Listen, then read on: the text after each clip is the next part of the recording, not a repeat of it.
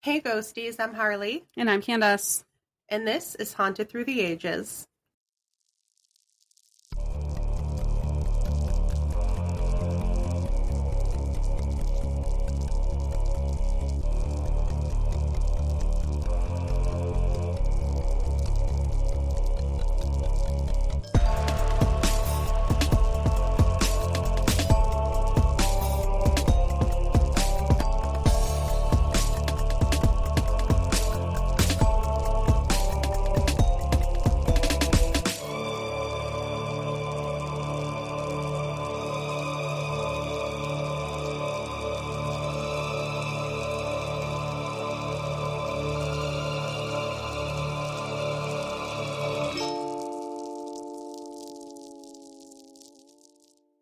You probably noticed you're seeing this episode on a Monday, which is off for us. But Kandis had a brilliant idea. Surprise! She's so smart. I have one. We were going back and forth on some of the episodes we have that aren't super long, but we still think they're interesting stories and we want to share. And some of those we've geared more towards Patreon, but we want to give you guys more content as well on our regular platform. So Kandis, our genius here, That's right. came up with an idea to do mini episodes where we can still share those shorter ones with you guys. And we decided on Monday minis. So this is our first Monday mini episode. And I've got a little haunting here to share with you that it's not super long and it's not, It's for our Monday minis. It's not super crazy, but I still like the story and I really wanted to share this woman's experience with you guys. So you will still get your normal full-length episode in 2 days on Wednesday. And that will be Kandis's next episode. But for now, we just got a little something Just for giving you a little extra. Little extra. So whenever either of us, it won't be in any certain schedule or anything, but whenever either of us have one, we'll put it on out there for you guys. We're popping on the Mondays. Yeah. Add some more content out there. That's the goal. So I think we can just jump right into it. But can I draw your attention to the fact that I'm not watching the Gilmore Girls right now? You are not. That's when she gets her watching in is during my stories. I'm not even. I didn't ever even turn the TV on. I'm just here for it. I'm in the red light district right now, just watching their red light. Is it because you're sober? No, I'm typically sober when I do our recordings. I usually just have a drink, but so you mentioned in the last I'm on these. I'm literally just drinking like Sprite or whatever it is. Squirt. I'm on. We talked about the new medication that I'm starting, and it helps with the night sweats, and it also helps with clarity and focus. And I have been I'm super focused. I love that for you. Yeah. Like my ADD it didn't really kick up so bad today. And I was able to get like everything that I started done. So I feel like, you know what, if anything, that seems to be pulling me in. So that's working for me. Guys, we're going to be cranking out these episodes. My focus is like, I'm on point now. Like, we got this. Like, look, I dropped the ball 2 weeks ago and Harley, she life preserved me. So that's what we're here for. Yeah. I'm going to drop the ball eventually and be like, girl, you got 2 days to get an episode. We got this. They're going to have another mini Monday. I'm going to drop the ball and you're going to pick it up. That's right. I'm here. I'll pull your pants up for you. We got this. Here we go. Speaking of pants falling down. Oh, good Lord. I saw this this clip on Instagram today. It was like a wedding and the best man's standing there. There's 3 of them in a row. And they're just standing there at the wedding. And all of a sudden, the best man's pants just fall down to his ankles. Jesus. And they continued the wedding. And the guy, like 2 guys down, one of the groomsmen, is holding in his laugh with everything he fucking has in this hilarious. Life. Just trying to keep it together. And it was so funny. That's hilarious. You know what? And I wouldn't even be mad at a situation like that. Like, we got this recorded, right? Did somebody get that on camera? Please say it so. It was funny. So what do you got for us? So We are going to Warsaw, Indiana today. Okay. And this is the haunting of Jennifer Patterson. Oh. I found this on YouTube. I forget. I can share the channel in the show notes below because I don't remember and I didn't write it down. But I got it as a suggestion and I watched her story and it was very good. So I wanted to share it.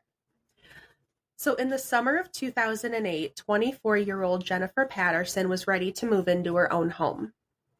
And Jennifer was an avid horse rider and actually owned 2 horses, but she lived in town near her parents, so she didn't have space to keep them, so she had to board her horses.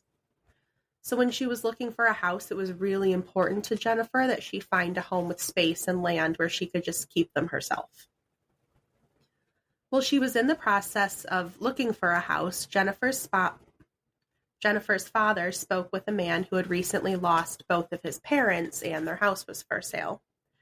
So he asked Jennifer's father if she'd be interested in buying the home, and she found out that it sat on 5 acres with a barn. It had a stocked pond, a front porch, and it was a really good-sized house for the price.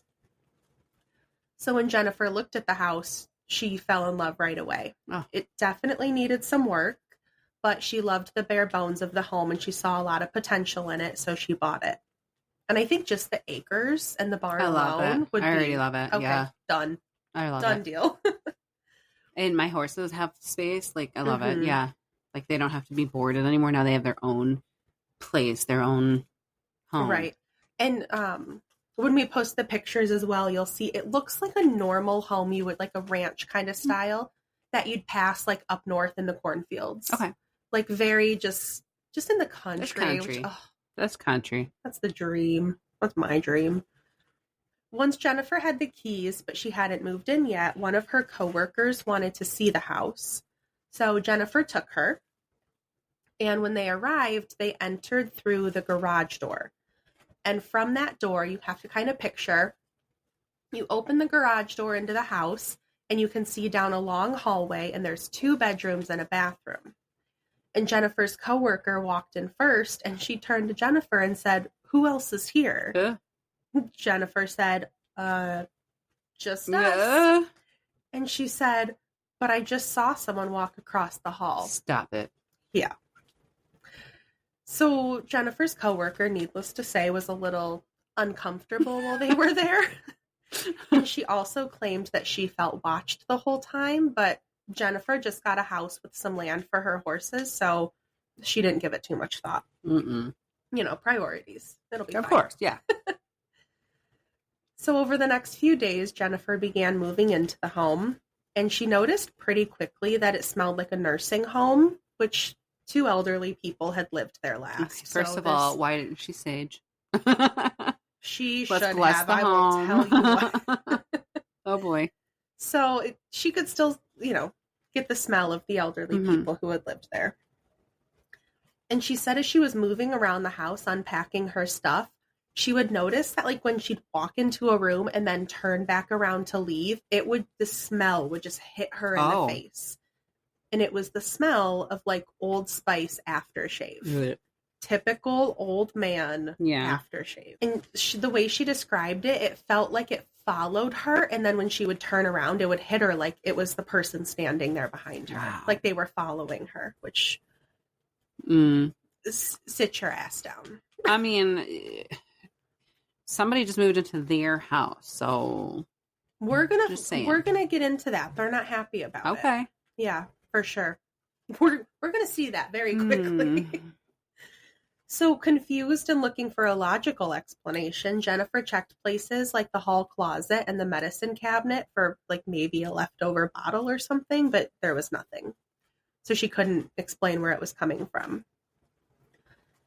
And when she was fully moved in, there were several occasions when Jennifer would return home from work and she would walk in and hear full-blown conversations coming from somewhere in the house. She couldn't make out the words and she couldn't pinpoint the location, but she'd confirm that the radio was off, the TV was off, but there were still 2 people communicating in the house.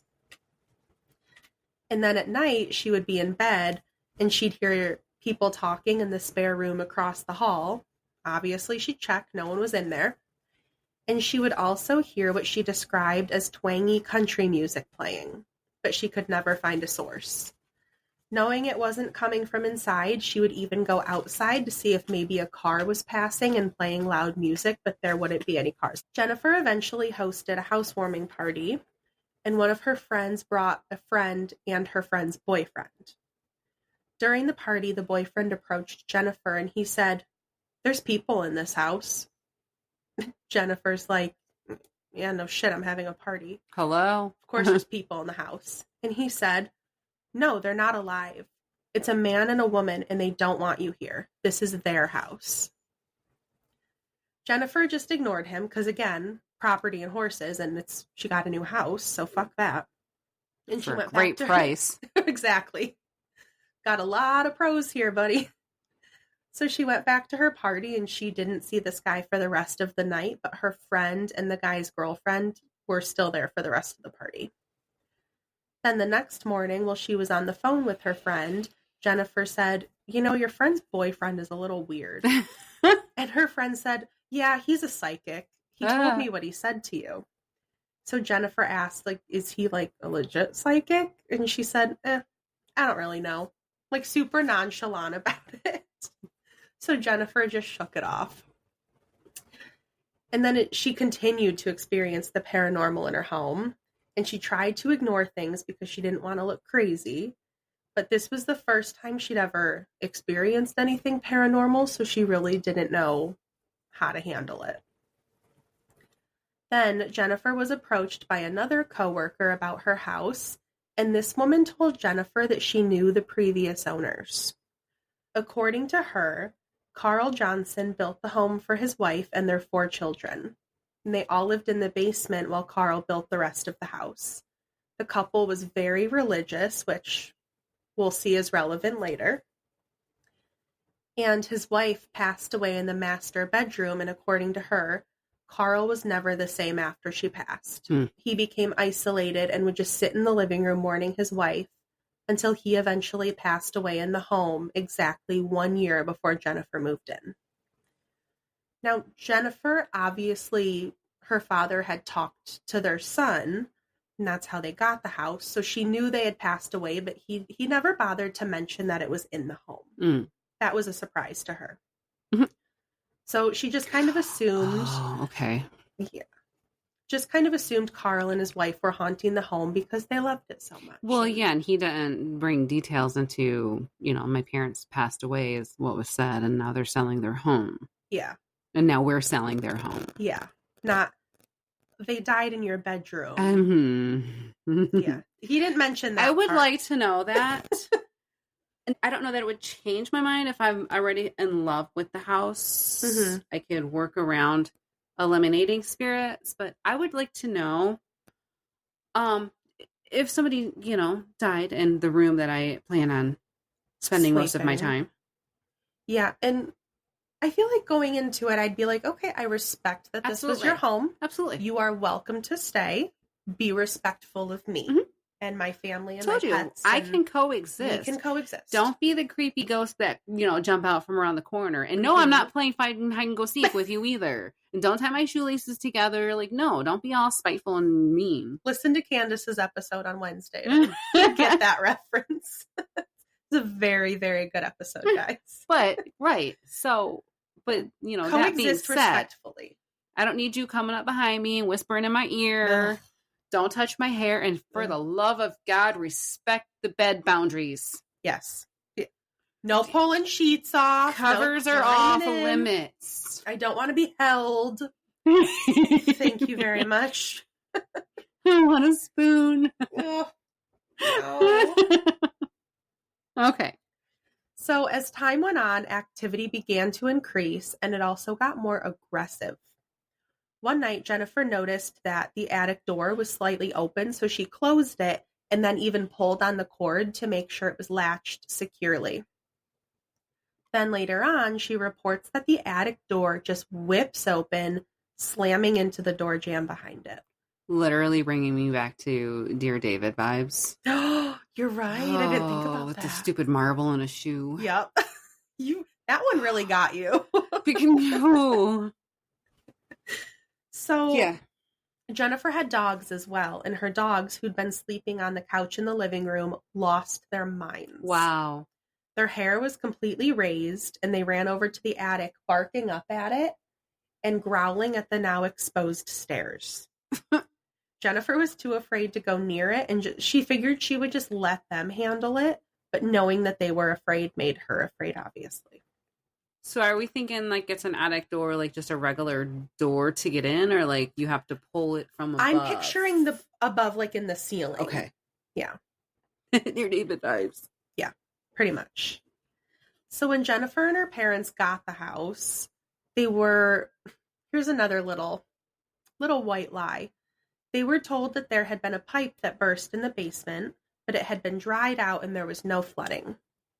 Turns out that was BS. There was a major leak, and every time it rained, she explained it like the basement would flood like a swimming pool. Come on. Like major damage. That's things you should let people know. Yeah. It doesn't mean it's an absolute not of the selling or the purchasing, but let me know going in what I have to do. Yeah. So you've got dead people in a swimming pool in the basement. Congratulations. Good Lord. Thanks for a good ghost story.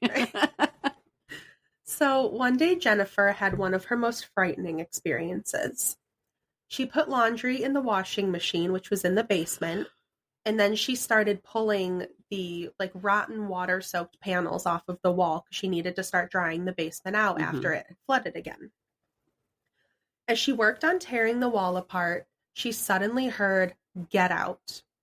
She wasn't sure if she really heard it, though, because I could imagine being like, "Oh, I'm crazy. It's the washing machine." Sure. So she continued, just pulling a few more panels off the wall, and then she heard it again. "Get out." Louder this time.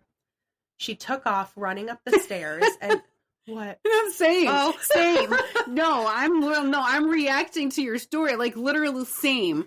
Right before you laughed, I got chills down my back, and I'm like, oh my God, is something there? What's happening? Oh God. I'm so dramatic. I'm sorry. So she took off running up the stairs, and as she did, what do you think happened? I don't know. She tripped. Something grabbed her leg. Oh, of course it did. Running up the basement stairs, something grabbed her leg. She said she actually felt the fingers around her leg. No. And that's when the reality of the hauntings really set in for Jennifer. So one night, after this, she was getting home from work, and as she got out of the car, she could see the silhouette of a man standing in her picture window. Her dogs were going nuts inside the house, and she said that typically they didn't bark when she would get home, but they would just run to the door to greet her. So she didn't want to go inside, obviously. So she called her brother, and he came and checked it out and confirmed that no one was inside the house. Now, this is where a man named Sean came into the picture. Sean was Jennifer's coworker, and they were starting to get a little closer. And according to Sean, Jennifer came into work one day and she was walking funny. So he's like, yo, what happened? And she told him that she was going down the stairs, getting ready to go down the stairs to do laundry, when she was pushed down the stairs and hurt her ankle. And she tried to convince herself that she had just tripped, but she knew she didn't. The way she described it is that she was still walking toward the top of the stairs on a flat floor when she was pushed and fell into the stairwell. It's not like she tripped walking down the stairs. Sean was interested in the hauntings, but he claimed it was from a scientific point of view. He's very logical. Okay. And eventually, he asked Jennifer on a date. According to her, she said no. And rude. But then she was not interested until she found out he went out with somebody else. And she realized very quickly, actually, I think I am interested. So they started dating, and eventually Jennifer invited Sean to move in with her. Why Sean agreed to that, I'm not sure. But So the thrill. maybe he was interested in those ghosts. So like I said, down the hallway we talked about there's the bathroom and 2 bedrooms. So the room across the hall from the master room, at this point in the documentary I watched, Sean called it the kids' room. Oh. Based on the sound, because I thought, oh, maybe he had kids that came and moved in. But based on things we learned later, I think they had a child very quickly. So the timeline kind of jumps ahead to they have a kid, at least one.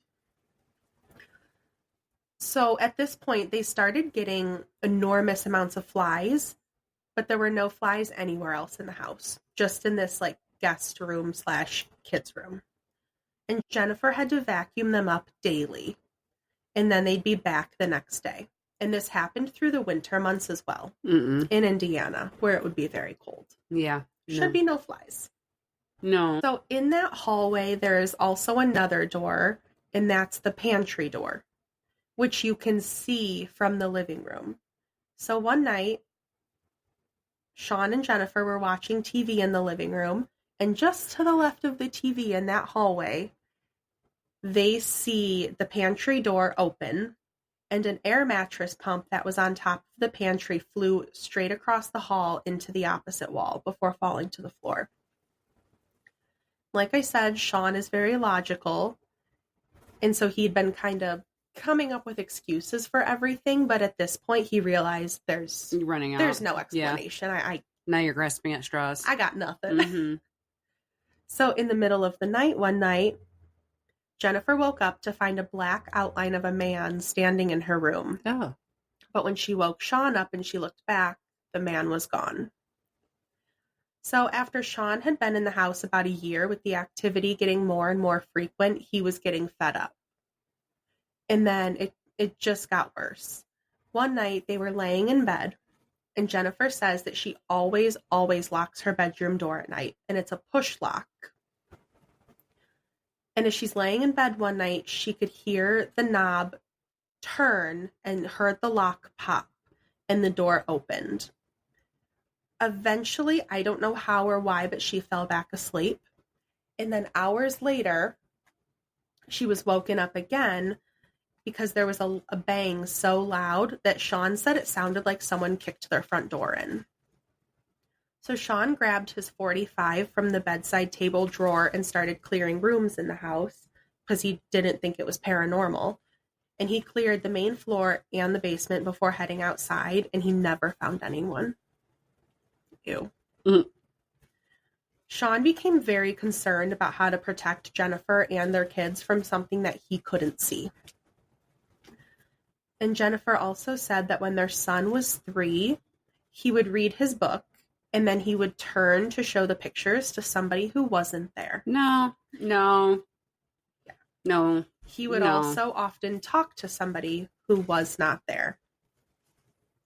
And this was kind of it for Jennifer, because now whatever's in there is gravitating towards the kids. Yeah.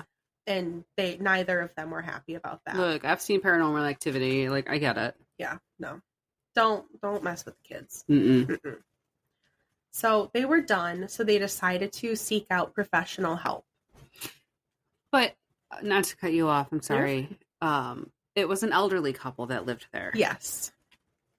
And we don't know if they had grandchildren. Correct.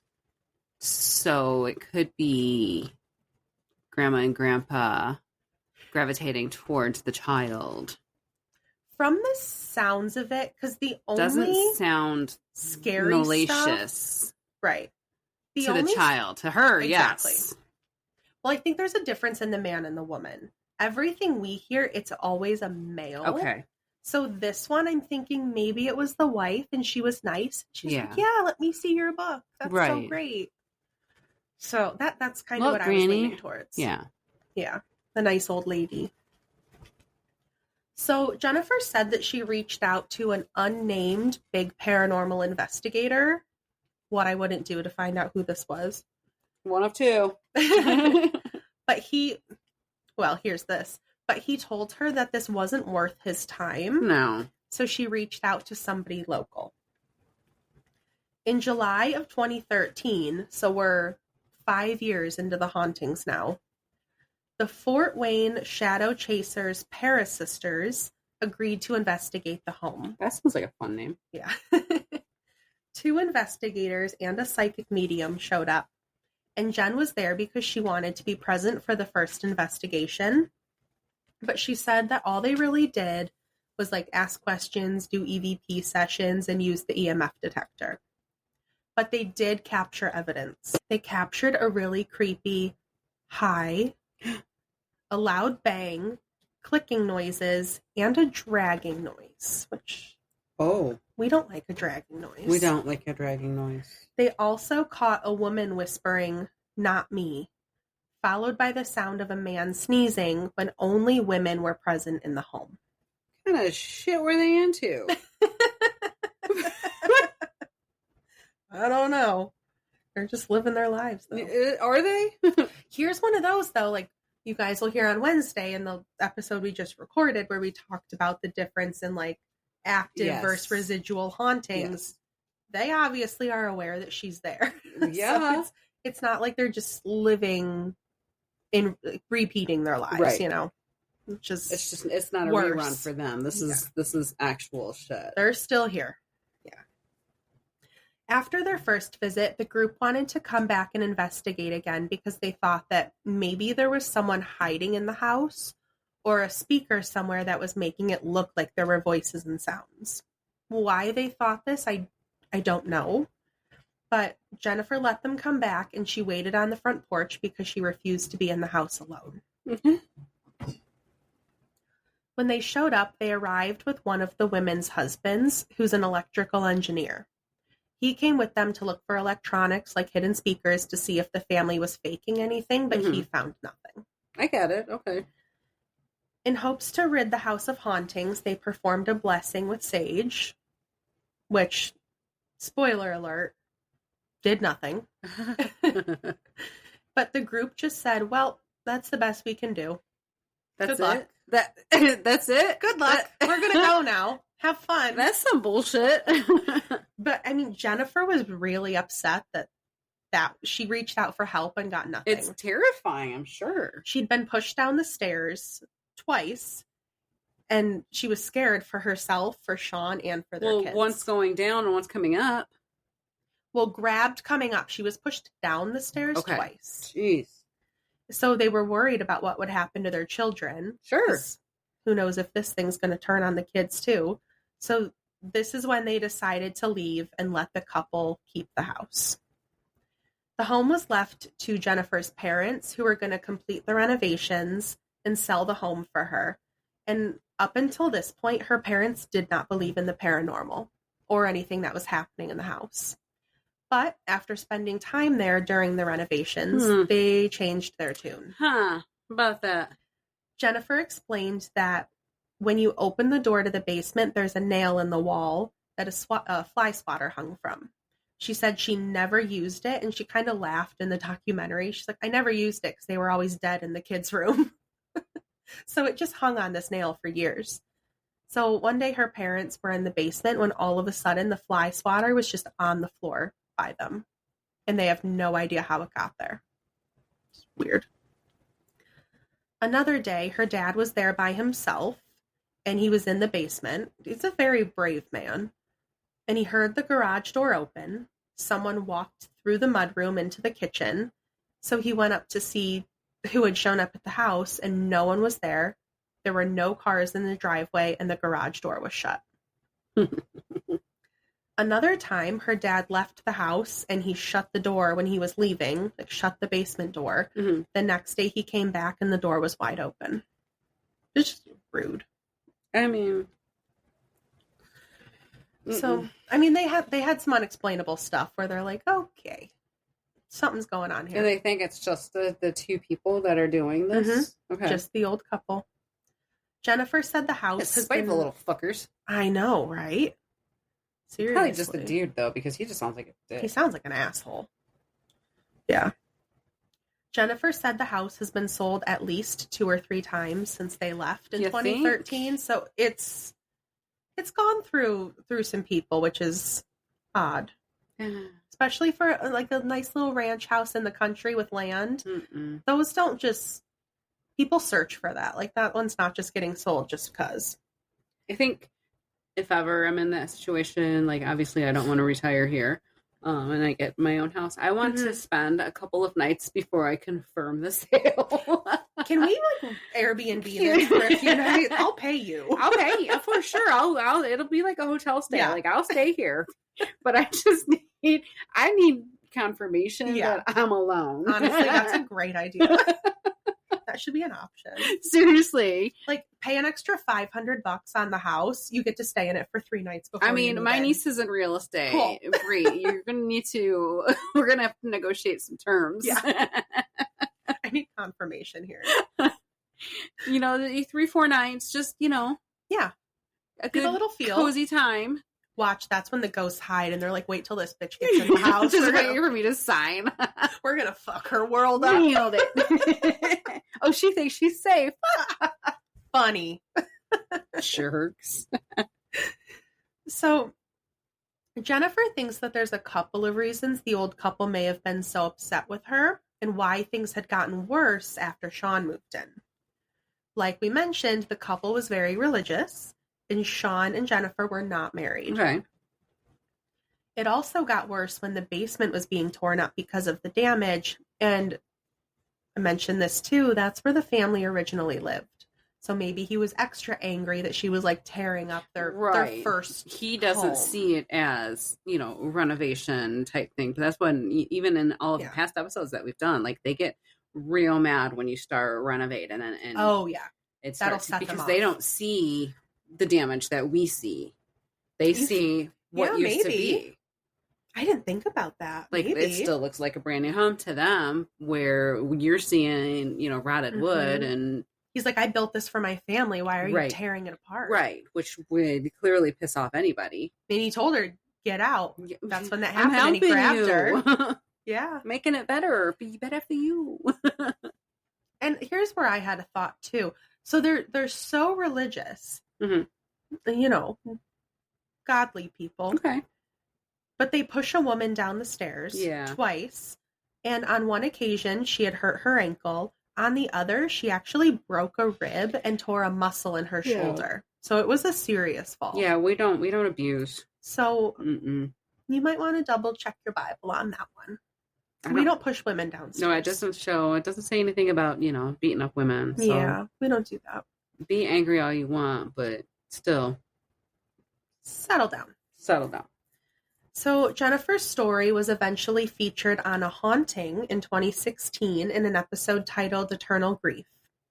And she enjoyed sharing her story on the show, but once she actually saw what they did with it, she was pretty upset. And what upset her was that they over-dramatized her story so much, so it really wasn't even factual. I think there was one part she had specifically talked about. I forgot to write it in the notes, but I remember her talking about they claimed that she actually saw this man, like his full apparition, and that they showed, like, how they dramatized it and they'll like show the visual. Sure. It was like this man who was very like Freddy Krueger-ish, like he'd been burned. And she's like, that's okay. I never saw him. And there was never a mention of burning. And why would you add that he was burned? Like, that's not even a fact. Dramatic effects there. That's just stupid. So she was pretty upset about that. And I found, I did write it in here. I'm sorry. I found her story on the Ghost Files channel on YouTube. And in the comments, she had a comment under the video, and it was actually pinned by the channel where she thanked them for sharing her actual story. That's nice. So everything I've shared here, she's confirmed is true. She even said that the actress playing her in the episode reached out to her right before its premiere for the real story, because what the actors were told to do during the filming of the scene was not even part of the original script they were given. So on set, they're just like, oh, add this in, do this, say this. And so the girl's like, what really happened to you? Because at this point, I don't even know. Dang, that sucks. So both Jennifer and Sean felt like the show really discredited their story and made them look a little crazy. Yeah. But since moving out of the house, Jennifer began working a new job. and she met another coworker who was really into the paranormal and even had a paranormal podcast. It's called The United States of the Paranormal. And as they were talking about it, she said, I lived in a haunted house. My story was on a haunting, which, could you imagine meeting somebody? I'd be like, come on the podcast immediately. And that's exactly what he did. He had her on the podcast right away, and within a few weeks, she later joined the podcast as a co-host. Oh, fun. So that's all I know about where Jennifer went and where she's at, but that is the story of her haunting. That's fun. In her haunted house. Yeah. I'm sorry that, such bad things happened to her. She had to lose her home of dreams. But, yeah. I mean, that's cool that she was able to tell her story. Yeah, absolutely. That was really what drew me to this story. Once I heard that, I'm like, you're out here. I believe it. This. I believe, because I watch those ghost stories on, some of them are just like, really? Yeah. Yeah. Yeah. And she's like, okay, that's not what fucking happened here. Okay. He never saw him. Yeah, that did not happen. So he didn't look like Freddy Krueger. Right. So when I made the notes for this, like, I knew I wanted to share it, but I was hesitant to share it as like a main episode because I'm like, it's not super long and it doesn't have a ton of history, and it's just like, this is a person's story. It's just a personal, it's just a personal. I still wanted to share it which I love that it's literally it's personal. Yeah, it's very personal, and I'm like, is it scary enough? But I'm like, if a motherfucker showed up in my bedroom at night, we talking. It's scary. Yeah. If something's grabbing my leg running up the basement stairs, we're talking. So. Oh, and that reminds me of the stairs. My grandma, when we were little, my grandma had these stairs in the basement, and you could see straight through to the underneath of the basement. Yep. And every time I went on them, and they weren't, they didn't have carpet or anything on them, so they were like, and they had like, like the metal stripping at the, so every time you'd go up it, you could hear tip, tip, tip, tap, tap, tap, okay, like tap shoes. I bolted up them stairs every single time I had to go up them stairs. I mean, I think we lived in the basement, and she used to do ceramics. So like we would be doing ceramics in the basement, but every single time, and it's like the people under stairs type shit, like, yeah, nothing ever, like I never felt any experiences there. I just got weird feelings. Just the idea of it. Yeah. And I'm just like, and having sisters that were assholes, Jenny, we'd be hiding underneath the stairs trying to grab feet. No. So that may have led up to why we bolted up the stairs. My Nana and Papa's house up north, they had an actual dirt floor cellar. Oh, wow. In their house. And it was janky ass stairs going down there, but slits right through. So, I mean, you could see. And I never experienced or felt anything in that house. The only time my mom had an experience there, but it was right after my Nana died. And like, she wasn't scared though. Like, she knew it was her. But nothing ever, like major ever happened, especially when they were both alive. But yeah, the only creepy that dirt floor. Ooh. Grandma had a Michigan basement when she lived in Indiana. Okay. And half of it was like this, it was all dirt on the one side and the other side. And I just remember I stayed with her over the summer, and I opened up the basement door, and something blazed past the door, immediately slammed the door shut. It was a bat. Kind of find out she had a bat in her house. I'm like, how have you never told that child? Story? I was like, I opened and inside, I couldn't tell you what it was to save my life, but it was like a few nights later or whatever, finally a bat emerged. Like we're sitting playing Barbies with Sassy in our room, like whatever, and this freaking bat comes out of nowhere, and I'm just panicked because I always heard that bats get into long hair, and and I have super massive long hair at the time, so I'm like, oh my god, I'm gonna have a bat in my hair, I'm gonna have to shave my head. No, I mean, I opened up this, and because it was almost like a dirt basement, some on a Michigan basement, so it was like, I opened it up and something blazed past that door, and I slammed it. You said absolutely not. Nope. Not doing this. Not today.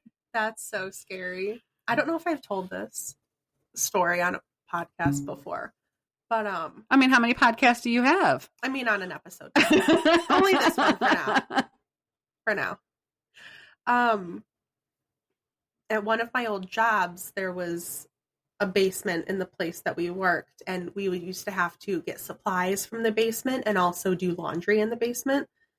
But you did not go alone. No. So me and like whichever girl I was working with, I need to go to the basement. I need something. Okay.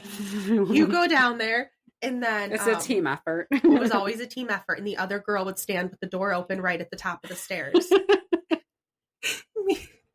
me and one of my friends, like, she knew, like, get out of the doorway because I am booking my ass up here. And the place was haunted. A man who lived there previously died in the house, and we had shit happened all the time. He was very active there. Sure. And there was a spot in the basement where like the water heater and stuff was in the corner, and it was always super dark in there and very uncomfortable. And I'm like, I think that's where he hides out. He didn't like us going in the basement. So we'd finish whatever we were doing. And he's just sitting there and lurking in the corner watching you. It was the fastest I've ever run upstairs in my life. Every time. And we don't run. Okay. And like, you fly over those fucking stairs. Like, okay, do it. And then slam the door shut. Like, okay, we're safe. We're safe. Every time. We fucking hated it. We do rock, paper, scissors for who had to go down there. I don't want to go. I don't want to. No. No, thank you. No. I fucking hate it. I hate a basement. I fucking hate a basement. It's scary. Dreama, she'll stand at her sink. Mm-hmm. And she doesn't have a basement door, but her cats are down in the basement too. Like their litter boxes and stuff are down there. So okay, but she doesn't have a door that she shuts there. But she'll literally be standing there, and she'll have all of the lights on in the basement, so she could see if something's coming up them stairs. Good. Like she's standing at the sink doing dishes, looking down the basement. Smart girl. She knows. She's not taking any chances. But she's also had experiences. In that house? No. In my parents' house when we lived in Redford. Oh. In the basement. Well, fuck that. Because that's where we lived. We lived in the basement. I mean, misery loves company. Buckle up, sister. Here we go. That's funny. Well, I hope you guys liked our first... I didn't do anything. Oh, I thought you hit stop. I was like, damn. We're done. No, I was just opening the screen. I was waking the screen back up. I hope you guys are done. You're done talking now. Bye-bye. We had enough of your shit. Anyway, I hope you guys liked our first Monday mini.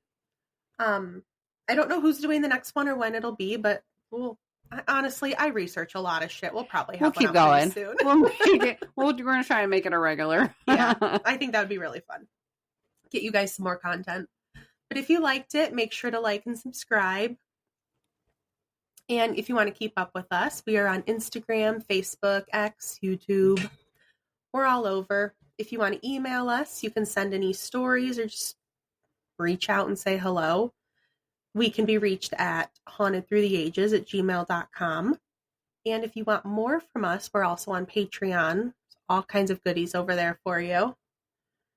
I think that's all we got. I think that's all. We will be back in 2 days. You just have to wait 2 days and we're back for Candace's episode. Whoop, whoop. So it was a joyous one. It was very fun. It was a really good one, guys. You'll like it. So we will see you on Wednesday. Bye. Bye.